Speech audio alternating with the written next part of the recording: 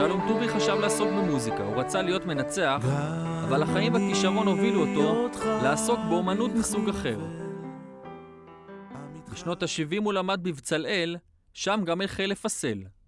כל אדם מצפה לחופש, אבל אנחנו יודעים שהחופש הוא בעצם מוגבל.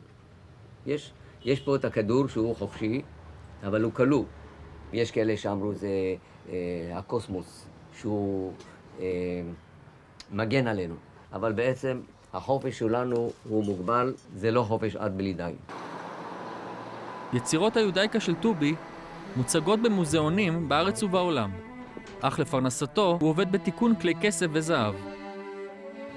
שוב, התעלות ורצון לשאיפה לקדושה, ליופי, הוד והדר. גם אני אותך בכלי נבל. הגעתי לפה, התלבטתי, עשיתי תערוכות באמריקה. ואני פה, דיברתי עם אחיו, הוא אומר לי, הוא לבד. הוא אומר, תתחיל לתקן. אמרתי לו, שאני אתקן? לא שאני מזלזל, אבל אני עשיתי כבר דברים, אני אתחיל לתקן. לקח לי כמה ימים, זה היה לי בום בראש. טוב, התחלתי לתקן פה ושם ושם, לאט לאט התאהבתי בזה.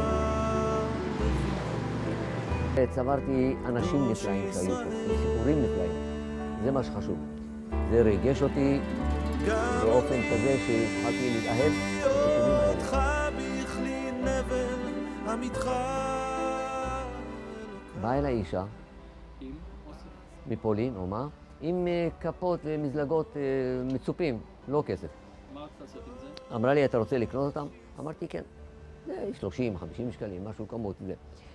ואז היא מתחילה לספר לי, היא אומרת, אתה יודע, אמא שלי, איך הייתה מסדרת את השולחן, הכפית פה והמדק, והיה סדר כזה מדויק, עם התרגשות כזו, אני התרגשתי.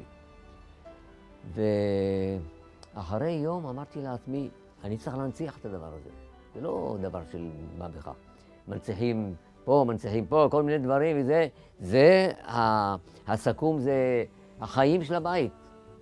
העולם מתגלגל עם הדברים האלה. החלטתי לעשות דבר ראשון מנורה.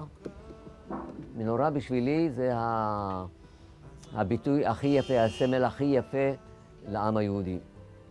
זה סמל ראשון וראשון. ומה גנבו בבית המקדש דבר ראשון? את המנורה. זה הנשמה של העם היהודי.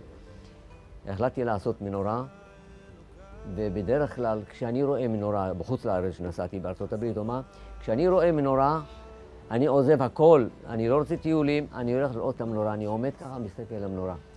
מנורה זה בשבילי כוח, אנרגיה, אור והתחדשות. בשנה הוא עמל בלילות על המנורה הזאת, שתשמש זיכרון מואר לחיים שנגדעו. עכשיו הכדור הגדול. הכדור הגדול זה כפות ומזלגות גדולים. זה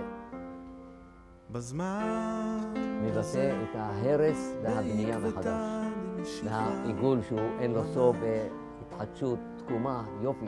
והכדור הקטן הוא עשוי מכפיות ומזלגות קטנים. זה הילדים שהלכו. זה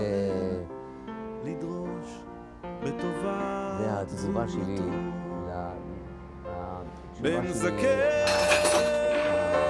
מקומית לכאב הזה שעבר העם היהודי. לאור לתשובה,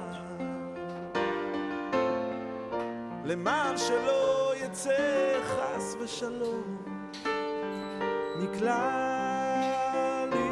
לישראל שיזכו בעזרת השם יתברך